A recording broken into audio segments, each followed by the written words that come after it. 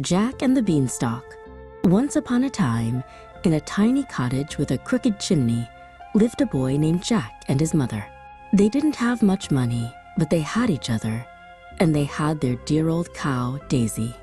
Daisy was a wonderful cow, and every day she gave them fresh, creamy milk. But one morning, Daisy's bucket was empty, and it was empty the next day, and the day after that. "There's nothing for it," said Jack's mother with a sigh, her eyes full of tears. "We must sell Daisy at the market, or we will have no money for food." Jack's heart felt heavy as he tied a rope around Daisy's neck. He led his best friend down the dusty path, turning back to give her one last sad hug. "I'll miss you, Daisy," he whispered. On the way to the market, a funny-looking old man with a long, white beard and twinkling eyes suddenly appeared in the road. "Good morning, son," he said cheerfully. "And where are you off to with such a fine cow?" "I'm taking her to market," Jack said sadly. The man's eyes twinkled even more. He opened his hand. In his palm lay 5 strange, colorful beans. "I'll trade you these magic beans for your cow," he offered. Magic beans! Jack's sadness vanished, replaced by wonder. A cow for 5 magic beans seemed like a fantastic trade. "It's a deal," Jack said, handing the man Daisy's rope. Jack didn't walk. He ran all the way home. He burst through the cottage door, his hand held out. "Mother, look, I sold Daisy for 5 magic beans," he shouted with glee. His mother's face did not look happy. It looked angry. "Beans? You sold our only cow for a handful of worthless beans?" she cried, and grabbing them from his hand, she threw them out the window in a fury. There was no supper for Jack that night.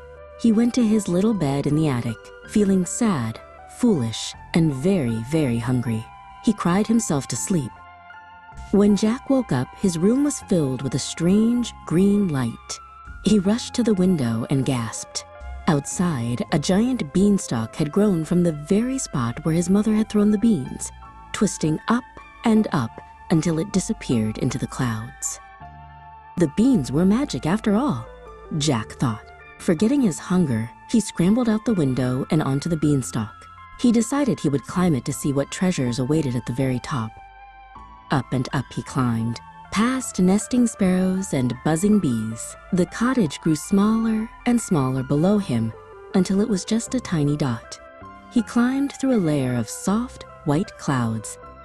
At the very top, Jack found himself in a strange new land. A long, straight road stretched out before him, leading to a castle so enormous that it seemed to be holding up the sky. The castle door was so big, Jack had to push with all his might to open it a crack. A giant woman, the giant's wife, peered down at him. "Goodness me, what is a little thing like you doing here?" she asked, her voice like gentle thunder. Jack was very hungry and politely asked for some food. The giant woman had a kind heart. She smiled, picked him up, and placed him on her huge kitchen table. "You poor thing," she said, giving him a crumb of bread as big as a loaf. Suddenly, the whole castle began to shake. Thump, thump, thump. "Oh dear, my husband is home," the woman whispered. "Quick, hide." She scooped Jack up and hid him in a big cupboard. An enormous giant stomped into the room. He was grumpy and fearsome. He sniffed the air with his huge nose and roared, "Fee-fi-fo-fum, I smell the blood of an Englishman." "You're imagining things," his wife said calmly. After eating his massive dinner, the giant brought out several heavy bags. He opened them and began to count his glittering gold coins. Jack peeked through a crack in the cupboard door, his eyes wide with wonder. Soon, the giant's head began to nod, and he fell fast asleep, snoring like a thunderstorm. As quietly as a mouse, Jack crept out of the cupboard, grabbed one small bag of gold, and tiptoed out of the castle. He scrambled back down the beanstalk as fast as he could. "Mother, look!" he shouted, pouring the gold coins onto their little table. His mother gasped. Their money worries were over. For a while, they lived happily. But Jack was an adventurous boy, and he couldn't forget the land in the sky. He climbed the beanstalk a second time. This time, he snuck past the sleeping giant with a goose that laid perfect, golden eggs. Still, Jack was not satisfied. he climbed to the beanstalk one last time. In the giant's castle, he saw a beautiful golden harp that could play music all by itself. As the giant slept, Jack decided he must have it.